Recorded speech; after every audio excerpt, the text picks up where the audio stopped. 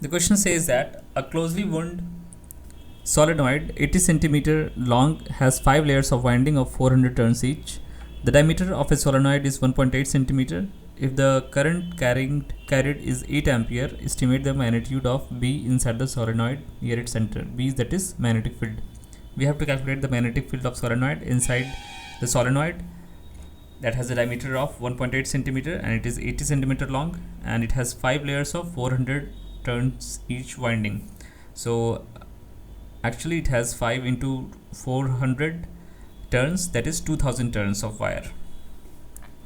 So we know that a solenoid is a coil of wire that generates magnetic field. When the current flows through it, the magnetic field B inside the ideal solenoid is uniform and can be calculated using this formula mu naught n times I, where mu naught is the permeability of the free space and n is the number of turns per unit length and I is the current carried by the solenoid. Now we have been given the following data. The n, that is number of turns per unit length. We have been given that there are 4 layers of 500 windings each, so there will be 2000 windings, and the length of the solenoid is 80 centimeters, so we will write as 0.8 meter. Now the number of turns per unit length would be 2500 per meter.